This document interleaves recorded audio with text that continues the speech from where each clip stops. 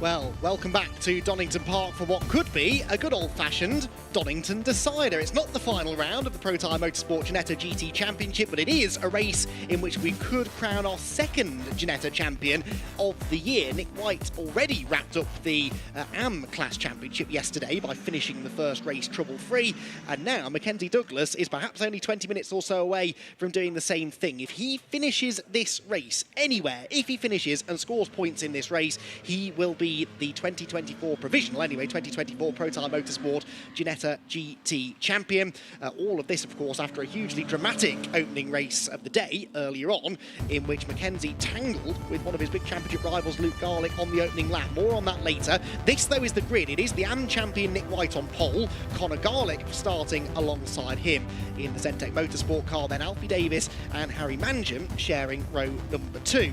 On the third row of the grid, we find Josh McLean, and alongside him is the championship leader, Mckenzie Douglas. He was given a 5-place grid penalty for that contact with Luke Garlick on the opening lap earlier on today, but no points, penalties, and his result still stands from the earlier race. Callum Noble and Gracie Mitchell are together on row 4, Peter Mangan and Paolo Buccini on row number 5, and at the back of the grid, Alex Toth-Jones and Luke Garlick, 2 drivers to watch. Toth-Jones was pretty quick yesterday in the dry-ish conditions, and of course Luke Garlick, second in the championship, needs to try and win this race if he can. Now, to do that from the back of the grid is going to be a pretty tall order, but we've seen some strange goings on already this weekend here at Donington Park. You never do know, do you? And he does have his brother starting up there at the front of the grid, so perhaps Connor could be a factor in this one as well. We'll have to wait and see.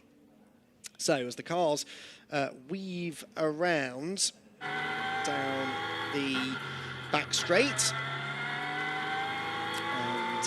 try to get some temperature into those tyres, the drivers. It is a very warm afternoon now, to be honest, so getting tyre temperature not perhaps as crucial as it was earlier on in the weekend, where certainly in yesterday's first race it was very mixed conditions. There was a lot of talk about what tyre was the right tyre to be on. Well, I don't think those discussions are really going on this afternoon. It's quite clear it's a dry track, albeit a track that has a lot of gravel over it in certain places, so grip might be at a bit of a premium at some times. But hopefully the drivers will all keep it on the straight and narrow, particularly Mckenzie Douglas, who knows that he just needs to finish. As long as he scores points in this race, then we believe he's done enough for the title. But of course, he is starting in the middle of the grid, which is where trouble can occur. And he knows firsthand how easy it is to get wrapped up in things, even when you're starting at the front of the field.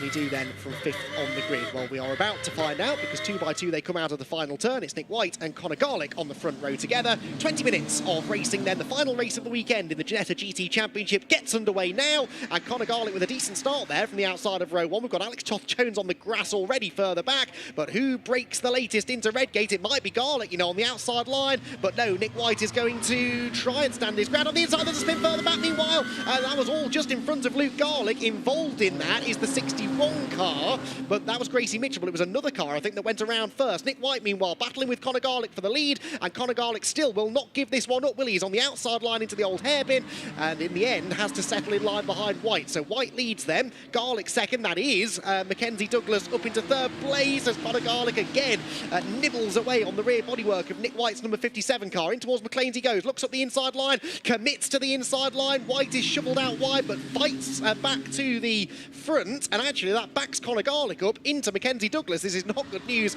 for Connor's brother Luke, because Mckenzie Douglas has made brilliant progress from 6th on the grid. He is second-ish as they head onto the back straight for the first time, but now Connor Garlick has the inside line as we head to the chicane, and I don't think it would be the wisest thing to do here if you're Mckenzie Douglas, to fight that round the outside, and no, I think he realised the same thing, didn't he? So Connor Garlick settles back into second. Mckenzie Douglas, though, on the verge of a championship and not hanging around at all. Now, the safety car has just left the pit lane. It's not yet showing on the timing screen, but it's fairly obvious we're going to get a safety car period here, because Gracie Mitchell's car is still stuck in the gravel trap at the exit of Redgate Corner. The other car that was involved, I think, might have been Paolo Buccini. He, I think, has carried on. Oh, there's the 19 car. That's Callum Noble with damage, big damage to the left front corner. So maybe it was Callum who was tangled up in all of that. Yes, because that might have been Buccini going through there in the 73. We'll piece it all together at the end of the lap. It's certainly Nick White, the leader, and Mckenzie Douglas there in second spot. Sorry, Conor Garlick in second, I should say. Mckenzie Douglas in third. Fourth place for Harry Mangion. Fifth position then is the 74 of Alfie Davis. Then Josh McLean in sixth. Alex Toth-Jones seventh. Luke Garlick eighth. Peter Mangion ninth. So the three who haven't come through are Noble, Mitchell and Bacchini. It was Bacchini.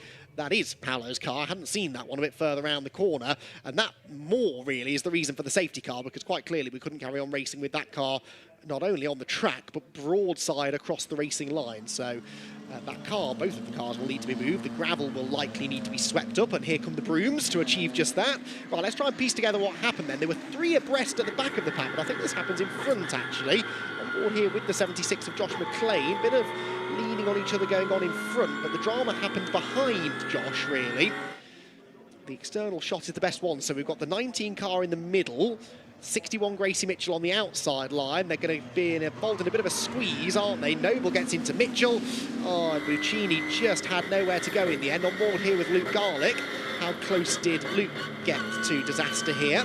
There's the initial contact. Oh, and they thankfully get swept off to the left, and he goes right. So that was a good decision made there by Luke Garlick to pick up a few places, but also to not end up sustaining any damage. And this was then Callum Noble trying to limp back, but as you can quite clearly see, the left front suspension, Ginetta didn't design it like that. That's not the fastest way for one of these Ginetta G56s to negotiate the circuit, and Callum eventually realises that and pulls off the road safely between McLean's and Coppice. Now to the left of shot there, look, is the contact between Gracie Mitchell and Callum Noble. So the car to the inside was Josh McLean. So it didn't so much happen behind him as alongside him, really, but he was on the inside, didn't get involved in it. The two cars to his outside very much did. So well picked up that, and hadn't spotted that the first time around, that it was just to the left of Josh McLean. Count himself lucky that he was starting on the inside of his row rather than the outside, because otherwise he could very easily have ended up being the Gracie Mitchell in that situation. So safety car brings them down towards the Melbourne hairpin. Looking out of the window, I can't see any cars on the track anymore at Redgate. So again, brilliantly efficient work there by the marshals, who have had a bit of work to do. There is Gracie's car being pulled out of the way. I don't see Paolo Bacchini's car either, so I'm hoping next time around, once the marshals' brooms have been given a work over and they've cleared the track of the worst of the gravel, we should be able to get a race restart, I reckon, with, what's that going to be, 12 minutes or so, 11, 12 minutes or so of the race to go. Is that Bacchini's car in the background? The 73, I think it might have been, with a little chunk missing out of it. That's Peter Mangion, but the next car, there was a car behind with damage. I reckon that might have been Paolo Bacchini's car fired back up again, and yes, heading for the pit lane. So Paolo Bacchini then, that's why his car got out of the way so quickly, I suppose. He was able to drive it out of the way, maybe just needed to be pointed in the right direction and given a bit of a shove. And off he went. So he returns to the pit lane for some repair work. There is Luke Garlick then. So Luke Garlick, second in the championship. Now, it's also worth pointing out he's only 2 points ahead of Conor Garlick for second in the battle for second place in the championship. So if Luke sort of now has to start accepting that maybe Mckenzie Douglas is going to take the title, the next best thing is for Luke to finish second, especially if it means beating his brother. So Conor, of course, running up there in third position, but second in class. And Luke Garlick then is going to have to really work hard to get up there and challenge him. There's the SVG Motorsport team getting to work. They've got the tank tape out, but there isn't really a lot of bodywork left to tape up, so more a case of plugging that hole, really, and making sure nothing internally has been damaged.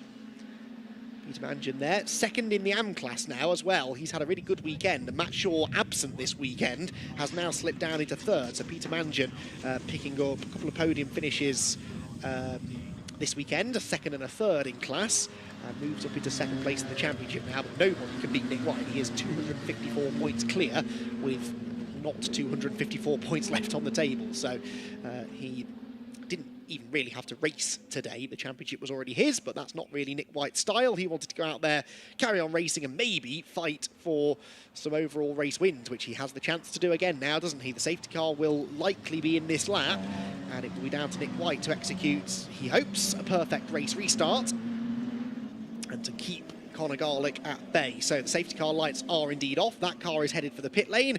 Nick White backing the field up, weaving around, keeping them guessing. When's he going to accelerate and get the race back underway? Of course, there's no overtaking, though, until they cross the timing line. Bit of a close moment there as Conor Garlick moved up alongside the race leader, which you're not really supposed to do. Nick keeps on holding them back, keeps on holding them back. When's he going to step on the loud pedal? Now he goes. And, well, he didn't pull a big gap over Conor Garlick, did he really? As they turn into Goddard's. In fact, he's got his braking all wrong into Goddard's, and Conor Garlick almost had a nibble up the inside, but like I said, he's not allowed to overtake. That actually worked in Nick White's favour, because Conor had to lift off the throttle, maybe even apply the brakes a little bit to avoid getting up the inside of Nick, because he would have been the one on the receiving end of a penalty if that had happened. So Nick White actually has a 0.4 of a second cushion at the line. There is the gravel. Well, they did their best, the marshals, to sweep that gravel up, but there's still half a beach load of it left on the exit of the first corner. And rather helpfully, a surface flag after where the gravel is on the exit of that turn. But anyway, the drivers, I'm sure, fully aware of the situation now as they head down through the old hairpin. The top three already starting to pull away. Nick White, Conor Garlick, Mckenzie Douglas. How racy is Mckenzie willing to be here? He does not need to pick a fight with anyone, let alone Conor Garlick. And really sitting there in third place, second in class, we think would be more than enough for the title. Whoops, that's 76 off now. Josh McLean. So he avoids... Oh, and Luke Garlick! That's Luke Garlick off as well, and I think they've tangled potentially up at McLean's corner. And Josh McLean, ironically, the one who is still stranded there. Luke Garlick gets going again, but that is perhaps the final nail in the coffin of his championship hopes, really, now. Oh, that's Paolo Baccini, and there's contact with Conor Garlick as Baccini is limping back around on track, but very slowly, and Mckenzie Douglas caught up in all of that as well. Loses a spot to Harry Mangiam, but another flashpoint there where something majorly could have gone wrong for Mckenzie Douglas, and he's managed to survive. Yes, he lost a place, but I don't think he had any significant contact in all of that. So Nick White retains the lead then. Conor Garlick hunting around behind him now as they turn through the Goddard's hairpin. We're going to have just over 11 minutes to go when they cross the line this time. Less than a Ginetta's length between them. And Nick White, the AM-class leader, the overall race leader, will not give this up without a big, big fight. Defends into Redgate corner. Mckenzie Douglas straight back up the inside of Harry Mangiam there for third position. That didn't take too long. And he will now have his sights very much set on the leading two, who continue to do battle down the hill. Oh, we're going to see a lunge here, maybe, from Conor Garlick into the old hairpin. He's close enough to think about it. Nick White just holds the middle ground. That was sensible stuff there from Nick. Didn't overly defend, didn't go all the way over to the right-hand side of the road, because that would have ruined his run out of the turn. Just kind of hovered a car's width to the right of where he normally would be, just to deter Conor from thinking about that inside move. Conor, though, is really fired up for this, you can tell, carrying lots of speed through McLean's corner. If something were to happen to Mckenzie Douglas, Conor Garlick, if he wins the race, then he would be presumably right back in championship contention. Now, there's a very smoky car recovering up the road. Is that Josh McLean, maybe? A slow car down the back straight. This is what happened to Josh then. We're on board with him on that restart lap. He looks to the inside of another car, gets into the side of it, and around he goes. That was who then that he was attacking? Didn't quite catch the number. There's Luke Garlick's view of it. Now, how did he get caught up? Oh, he squeezed around the outside of Alex Toth-Jones, who was also going to the outside of the spinning Josh McLean, and Luke Garlick completely lookless in all of that. And then having fired his car back up, Paolo Baccini limping around the chicane, shedding gravel everywhere, going very slowly. The leaders arrive on the scene, and Nick White's eyes must have been out on stalks, but if you think he was stressed out by the situation, imagine how Conor Garlick and Mckenzie Douglas felt. Conor Garlick clashes with the side of Baccini's car, and how Mckenzie Douglas didn't hit him, I will never know. He threw the anchor out, the parachute slowed him down, and he just avoided running into the back of the slow car. Right, back to the leaders. It's once again a three-way fight for the lead now, heading out of Redgate corner, but it's still Nick White who is keeping the pros behind him. Mckenzie Douglas, though, with the fastest lap of the race. This doesn't look like a Mckenzie Douglas who's content to settle for third place, does it? I think he wants to go up there and challenge for the win. Might have been a tiny tap in the tail there from Conor Garlick to Nick White. White's car seemed to snap sideways on turning, but he gathered it together well.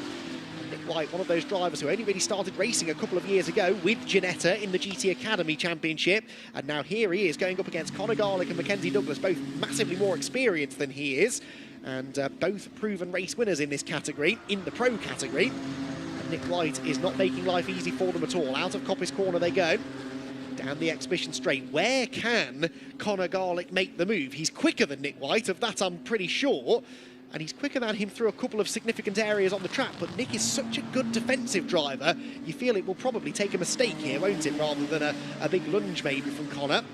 Down Down the hill we go then. Conor Garlick, is this where the big lunge comes into the Melbourne hairpin? Yes, it is. Goes to the inside line. Has to bail out of it, though, and did well not to collide with the back of Nick White's car there, because I think he realised that gap was closing. Mckenzie Douglas almost gets alongside him, but slots back in behind. But that was the first sort of lunge of desperation, really, wasn't it? And now Connor's very late on the brakes again at Goddard's. Too late on the brakes. Opens the door for Mckenzie Douglas, who slips through into the class lead, does he? Oh, Conor Garlick keeps on coming, but no, the door is closed, and Mckenzie Douglas is ahead. So Mckenzie Douglas just needs to finish the race, and now finds himself in the lead of the class. Defends very heavily into Redgate Corner, and that might now give Conor Garlick the extra momentum on corner exit. Slithers out wide over the gravel, and all of this just allowing Nick White a momentary bit of relief here as these two battle behind. Conor Garlick taking chunks out of the circuit furniture now. That car, the body language of that car says attack, attack, attack. An attack he is doing. He's punched a hole in the headlight, look, somewhere, and wiped out one of the floppy markers there down through the Craner curves. Dropping back now slightly, though, from Mckenzie Douglas, and now Nick White's got a real test on his hands. Can he keep the champion-elect, let's call him now, Mckenzie Douglas, at bay? Up towards Coppice Corner. Nick will, of course, be very aware, I'm sure, of the fact that Mckenzie's fighting for a championship here. He might not know the exact permutations, and that Mckenzie basically just needs to finish the race, but sometimes as a driver, you can use that to your advantage. If he knows that Mckenzie can't really afford a non-finish here, then you can sometimes be a little bit rougher with a driver like that. Not do anything dirty, but you don't need to roll over and let them go. They are more likely to back out of it than you if you are Nick White, because Nick's got really nothing to lose now. Drops down into the Melbourne hairpin, defends again that inside line. Douglas with the wide line in, gets better exit speed, but really nowhere to go with it. And has to settle into the wheel tracks of the number 57 car as it heads up the hill into Goddard's Corner for the 7th time. Mckenzie Douglas still with that fastest lap that he set a few laps ago, 1:38.812. I'm pretty sure that'll be the fastest race lap of the weekend so far. Yes, it is, by about a second or so. Just under a second. To Redgate Corner. Is there a move to be made here? Maybe. He's later on the brakes than Nick White, but not late enough, so Nick White for now remains out in front. Rory Manjard still there in the background in 4th position. Alfie Davis 5th, Alex Toth-Jones 6th, and Peter Manjard 7th, so Peter 2nd place in the AM class again. And Josh McLean, I can tell you, has just left the pit lane, so McLean, after his spin up at McLean's Corner, has pitted for repairs and rejoined the circuit. There's Luke Garlick. Well, he's 8th place overall. He's 6th in class, none of which is good enough to keep his championship hopes alive. And actually, this would cost him 2nd place in the championship, temporarily anyway, to his brother Conor Garlick. As long as Conor finished ahead of Luke in this race, that was going to happen. That looks increasingly likely to happen, doesn't it? Unless something were to occur with Conor up in front, but he's sort of dropping away now from the leading two, isn't he, really? Nick White actually looking a bit more secure this lap as they head for the chicane. There's Conor Garlick. You can hear the cars rattling over that curve on the way in. He's still pushing hard, but just losing touch slightly with the top two, as sort of happened really in the race earlier on today. White jinks over to the middle of the road again, parks the car on the apex. As long as you don't run wide, then you won't open the door for the other driver to get the switch back on corner exit, and that's exactly how Nick White plays it. So he retains the advantage as they hit the brakes into Goddard's. This has been a brilliant battle so far between the two of them. Hopefully they keep it clean to the flag, because this has been Ginetta GT Championship racing at its very best. And Mckenzie Douglas is a lot closer this time into Redgate Corner. Nick White knows it. Look, he's hesitant to go to the outside line. Mckenzie Douglas tried to do it, but just couldn't quite brake late enough, which shows, actually, that this is not going to be an easy pass. Nick White is defending well, but also he's good enough on the brakes that even with Mckenzie Douglas that close behind him, he didn't actually need to cover the inside line, really. Down the hill we go, into the old hairpin. Mckenzie Douglas sets himself up, hammers the curb over the inside, doesn't run too wide on the exit though. Picks up a bit of a slipstream even in these cars. And that closes him back in again as they head through Schwantz and into McLean's Corner. The body language of these cars, fantastic to watch, aren't they? It's something I've always enjoyed about these G56s. They really do move around. They're quite heavy cars, actually. That big lump of an engine hanging out over the front axle means that the cars, you really need to wrestle them into the corners. And it's very exciting to watch from outside the car, and I'm sure very exciting to experience from inside it as well. Nick White probably not feeling much excitement at the moment, just a lot of anxiety at having Mckenzie Douglas behind him. But as I suggested earlier on, he can maybe take a little bit of solace from the fact that this is a Mckenzie Douglas who knows he needs to be careful and just needs to see the checkered flag, but he's not being careful now. He's up the inside into the Melbourne hairpin. That was a super late lunge, and Nick White did well to get out of the way, really. They're side by side off the corner, and Nick White will once again have the inside line into Goddard's. How late will Mckenzie Douglas be on the brakes? Not late enough. He goes to the inside instead. Chops back to the inside, couldn't make it work, and now Conor Garlick is right back with them again. So really well done that from Nick White. He saw the move coming, he reacted to it positively and put himself in a position where actually he was able to hold on to the race lead. Mckenzie Douglas closes back in again into Redgate corner.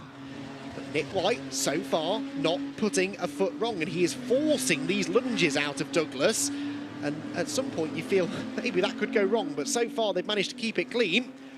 Nick White with 2.5 minutes to go, 2 laps therefore to go, retains the advantage. Douglas slides his way into the old hairpin. Oh, and Luke Garlick's out of the race, and that looks to me like maybe radiator coolant leaking from the front of his car, and that is Luke Garlick's championship over. Now, if he doesn't finish the race, I think that means Douglas is the champion anyway, so I don't know whether maybe Conor Garlick finishing would still have an effect on that. Mckenzie will want to finish the race regardless, obviously, but I don't know, I don't really think he's thinking about the championship right now. I think he sees Nick White in front of him, he wants to see Nick White behind him, and he's going to do everything it takes to make that happen. He's dropped back a bit through Coppice corner this time, perhaps a little distracted by the arrival of Conor Garlick on his tail.